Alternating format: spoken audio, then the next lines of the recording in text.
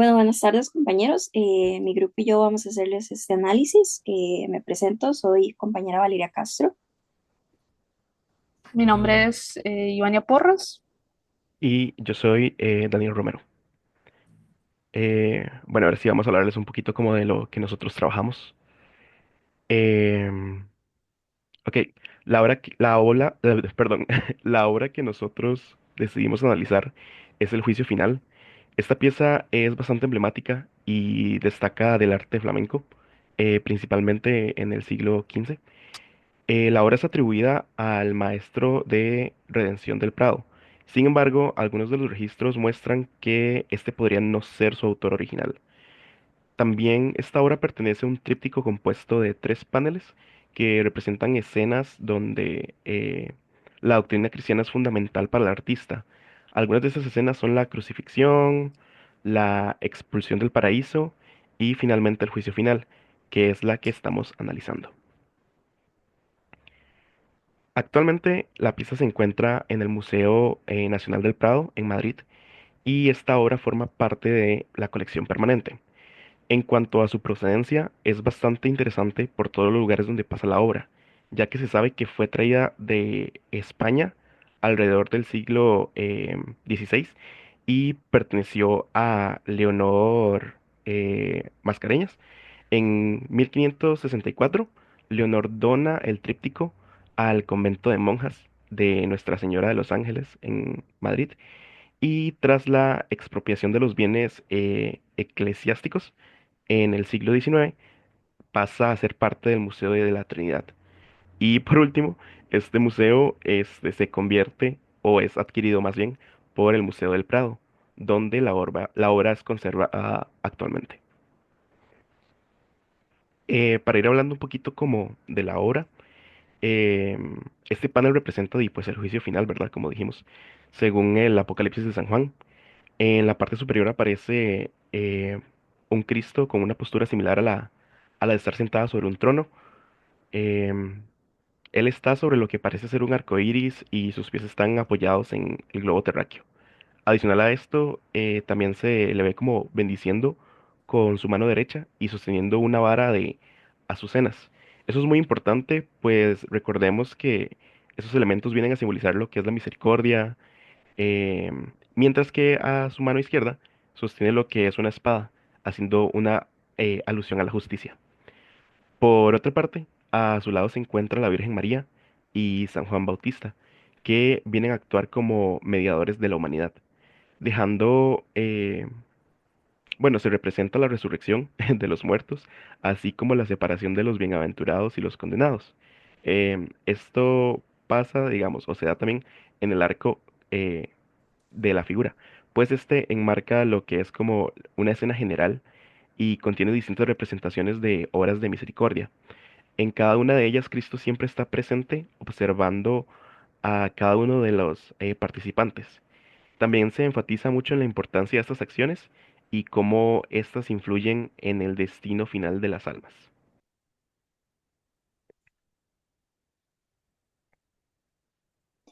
Bueno, para abarcar el análisis formal, hay muchísimos datos en esta obra. Es una obra muy grandota, son casi 2 metros por 70 centímetros de ancho, entonces, pues tenemos muchos puntos. Entonces, vamos a hacerlos un poco cortos, pero, ¿verdad? Puntuales, valga la redundancia. Entonces, el punto focal son las figuras divinas. Esto está reforzado por el color, el tamaño y la posición. La composición es una alineación vertical. Eso quiere decir que hay varias cosas superpuestas una sobre la otra, de modo vertical, ¿verdad? Hay tres grandes áreas narrativas. Está la parte de abajo, después está la parte del medio y luego está el arco en la parte de arriba. Tiene un balance bastante simétrico, aunque no es simétrico, simplemente está muy bien equilibrado. El esquema de color está unificado en los ocres y en los colores siena y tiene acentos en rojo y en azul, especialmente el rojo de los mantos de Cristo. El uso de símbolos está a lo largo de la obra en diferentes cosas, como por ejemplo lo que nos mencionaba Daniel sobre la varita de Azucenas. Y en el arco, en donde tenemos como las doctrinas que Cristo dejó para las personas en el mundo, eso lo veremos más adelante en el análisis temático. Otra cosa que podemos decir es que tiene un acercamiento bastante naturalista. Las figuras son algo alargadas, pero se mantiene bastante naturalista. Tiene mucha atención al detalle. Esta obra es bastante grande, entonces tiene mucho espacio para el detalle. Hay figuras en reposo, hay figuras en acción. Las de abajo tienen un poco más de acción que, por ejemplo, las figuras sagradas que están sentadas. Podemos pasar a la siguiente. Sí. Las expresiones son bastante planas, entonces esta obra no transmite mucho sentimentalmente al espectador mediante la imagen, comunica de manera literal, o sea, tiene una narrativa y esa narrativa es lo que nosotros tenemos que entender, no hay como manera de que nosotros divaguemos de ese pensamiento. Los contornos de las figuras son muy definidos, el degradado y las texturas se utilizan más que todo en los fondos, no en las figuras. Bueno, las figuras se relacionan muy bien con el espacio, por ejemplo, Cristo está flotando y un arco iris detrás, está el cielo, las figuras de María y San Juan están sobre las nubes, mientras que el resto de las figuras en la parte baja están sobre la tierra. La pieza está contenida, nosotros sabemos que esto es un tríptico, pero no se extiende a las otras obras compañeras, ¿verdad? Porque todas tienen temáticas distintas. La textura es bastante plana, se ve que se ha trabajado con capas, esto es un óleo, entonces no hay uso de impasto pese a eso. Hay un muy buen manejo técnico para la construcción del volumen y la luz. La iluminación parece ser cenital, pero sí se inclina un poco hacia la izquierda y no hay como un uso dramático de las sombras como en el claro oscuro. Es bastante uniforme. Vamos a continuar. Ahora, el análisis temático, bueno, como Daniel les mencionaba, esto es una obra que trata el juicio final. Esto es el Apocalipsis según el mito cristiano y hay varias narrativas de índole religiosa ocurriendo al mismo tiempo. La escena muestra a Cristo durante los eventos del juicio, acompañado por la Virgen María y Juan Bautista. Ellos están cercanos a la humanidad porque son los intercesores de la humanidad. Podemos ver en la parte de abajo que los humanos están pidiendo, clamando a las figuras celestiales por piedad. Como Daniel nos mencionaba, ¿verdad? Está la varita de Azucenas para los que serán perdonados y la espada para los que serán juzgados. En la parte inferior, ¿verdad? Tenemos, por ejemplo, algunos detalles, los ángeles intercediendo con las figuras humanas y en lo que es la esquina inferior derecha tenemos la aparición de los demonios. ¿Podemos continuar? Bueno, en la parte superior, en los arcos que rodean a Cristo, lo que se narra son las obras de misericordia, como les contaba, ¿verdad? Entonces son esto de vestir a los desnudos, dar de beber a los sedientos, dar de comer a los hambrientos, dar posada a los forasteros, confortar a los presos, visitar a los enfermos y además dar santa sepultura. Estas cosas están unificadas alrededor de Jesús porque son las palabras de Jesús. Y también podemos ver que el rojo del manto de Jesús se encuentra a lo largo de todas estas instancias, ¿verdad? Como tal vez un simbolismo de que Jesús está presente en todas ellas. A los pies de Cristo descansa el mundo, en su mano derecha vemos cómo apunta al cielo y en la izquierda la tierra, unificando los dos planos. También hay dos ángeles a sus lados que tocan las trompetas, esto también tiene que ver con el mito del juicio final, que se supone que durante el apocalipsis sonarán trompetas. Y pues la finalidad de la pieza es demostrar gráficamente al espectador eh, esta narrativa, ¿verdad? En este tiempo, eso es lo que se pretendía con las imágenes, darle a las personas una manera visual de entender estas historias. ¿Podemos continuar? Bueno, en cuanto al artista, ya se ha mencionado que su identidad no está confirmada. Pero sin embargo, esto se le suele como atribuir a un artista anónimo flamenco al que se le refieren como maestro de la Redención del Prado. Este nombre surge debido a que, bueno, ya sea la obra principal que estamos analizando junto a otras, comparten un estilo muy similar y también nombres similares. Entonces, bueno, ya retomando un poco así propiamente sobre el artista, y esta obra, se le relacionan otras obras como el tríptico del juicio final, la presentación de la Virgen en el templo, la lamentación de Amberes y el descendimiento de la cruz de Múnich. Este grupo de obras también mantenía una influencia con el artista Roger van der Weyden, perdón.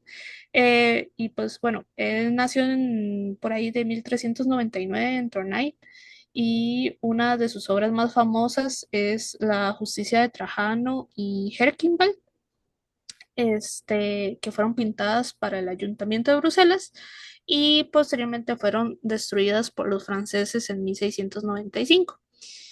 Y pues bueno, durante un tiempo se le atribuyeron las horas anteriores a esta persona, pero por estudios y demás, un historiador artístico, George Julien Delou, mencionó que más bien correspondían a Branke van der Stok, que se dice que era un discípulo de Weiden.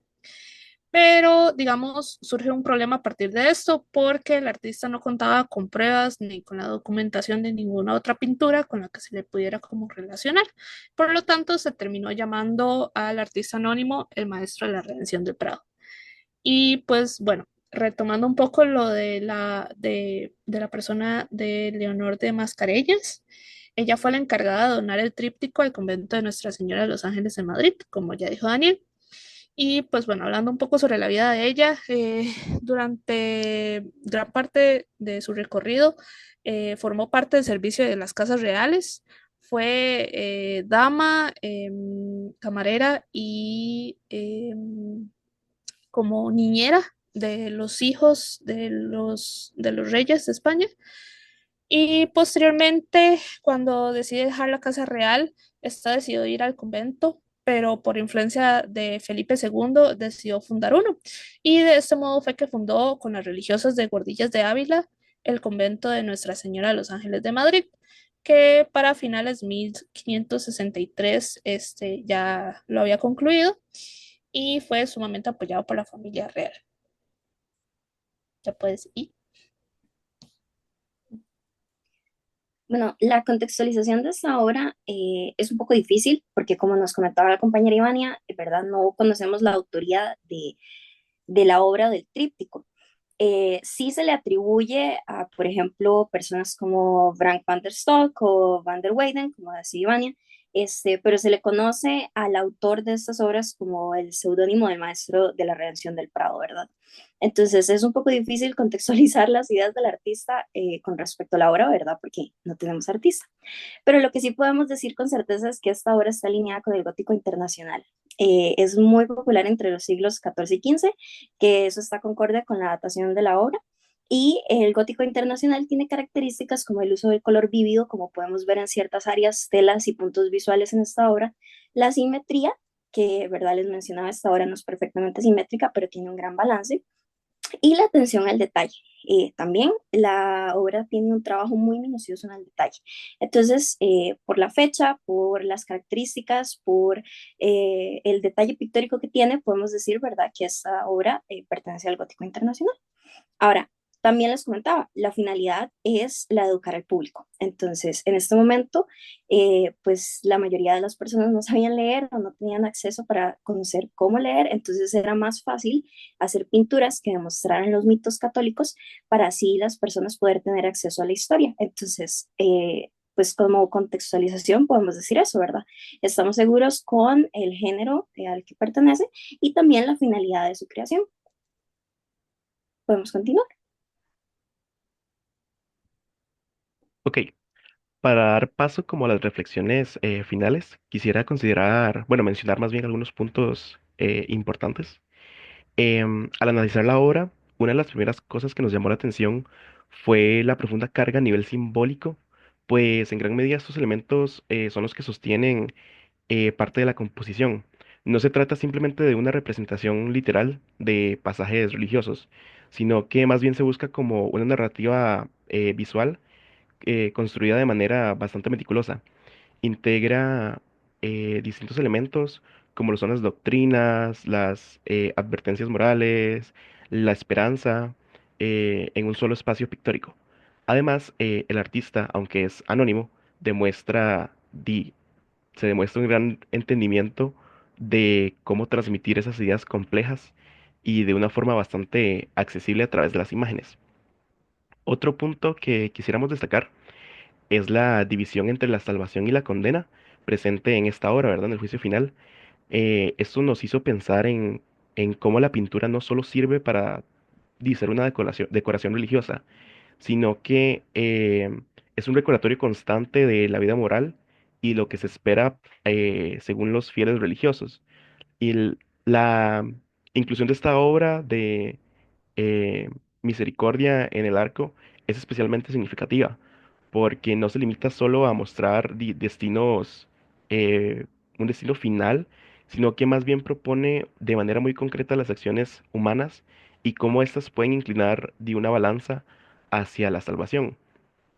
Durante el análisis también surgieron como distintas conexiones según el contexto histórico de la época. Un momento en el que la fe cristiana se relacionaba en cada aspecto de la vida y donde el arte funcionaba como un puente entre lo divino y lo humano. La representación de Cristo como un juez misericordioso, perdón, pero a la vez también justo, refleja esa tensión, ¿verdad?, que había bueno, doctrinalmente entre la comparación de lo divino y la necesidad de un castigo, algo que se discutía mucho en el pensamiento eh, medieval y que lo adopta lo renacentista.